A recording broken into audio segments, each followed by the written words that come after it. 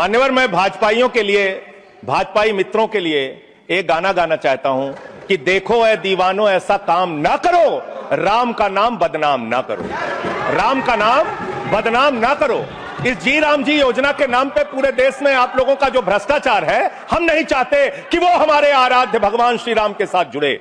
आप वो भ्रष्टाचार, वो चोरी, वो सारे कुछ लूटखोरी वो जोड़ना चाहते हैं, कमीशन खोरी राम जी के नाम से, राम जी के नाम से जोड़ना चाहते हैं। लेकिन मैं क्या करूं मान्यवर, मैं तो कह रहा हूं, आप फिर आ गए मान्यवर, हम लोगों को हाँ तो मान्यवर हम तो कह रहे हैं देखो ऐ दीवानों ऐसा काम ना करो, राम का नाम बदनाम ना करो। लेकिन हमारे भाजपाई मित्र कह रहे हैं राम राम जपना पराया माल अपना, राम राम जपना पराया माल अपना। इनका ध्यान लूटखोरी और भ्रष्टाचार में लगा हुआ है। इस कानून में क्या लिखा हुआ है मान्यवर?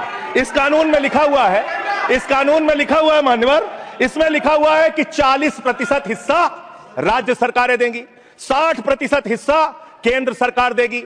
पहले 90% हिस्सा केंद्र सरकार देती थी, 10% हिस्सा राज्य सरकारें देती थी। आज तो ज्यादातर राज्य सरकारें आपकी नीतियों की बदौलत, आप जीएसटी का पैसा खाते हैं, राज्यों के टैक्स का पैसा खाते हैं, आपने राज्यों को खोखला कर दिया, आपने राज्यों को कर्ज में डुबा दिया। अब आप कह रहे हैं राज्य सरकारें इसमें पैसा लगाएंगी, यानी आप इस योजना को मारना चाहते हैं, आप इस देश के मजदूरों का हक मारना चाहते हैं, इस योजना को पूरी तरीके से खत्म और समाप्त करना चाहते हैं। इस मंशा से आप इस योजना को लेकर आए हैं, क्योंकि राज्यों के ऊपर आज जो कर्जा है वो मैं पढ़ के आपके सामने सुनाना चाहता हूं। तमिलनाडु 8,34,000 करोड़ रुपए, उत्तर प्रदेश 7,69,000 करोड़ रुपए, महाराष्ट्र 7,22,000 करोड़ रुपए, पश्चिम बंगाल 6,58,000 करोड़ रुपए, कर्नाटक 5,57,000 करोड़ रुपए, राजस्थान 5,62,000 करोड़ रुपए, आंध्र प्रदेश 4,85,000 करोड़ रुपए, गुजरात 4,67,000 करोड़ रुपए, केरल 4,29,000 करोड़ रुपए, मध्य प्रदेश 4,18,000 करोड़ रुपए,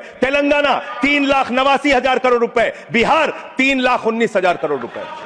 ये कर्जे में डूबे हुए राज्यों से, ये कर्जे में डूबे हुए राज्यों से आप ये कह रहे हैं कि 40% पैसा लगाओ, यानी कि सर आप ये हम बोल रहे हैं, कौन बोल रहा है सर?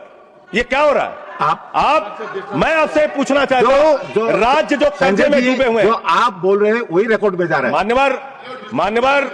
मान्यवर मैं ये कहना चाहता हूं कि जो राज्य पहले से ही लाखों लाख करोड़ रुपए के कर्जे में डूबे हुए हैं, आप उनसे कह रहे हैं 40% पैसा आपको लगाना होगा। आप इस योजना में कह रहे हैं कि आप एरिया तय करेंगे, एरिया आप निर्धारित करेंगे कहां पे ये आपकी स्कीम लागू होगी या नहीं लागू होगी, इसको आप तय करेंगे। ये कितने 125 दिन की आप बात कर रहे हैं मान्यवर?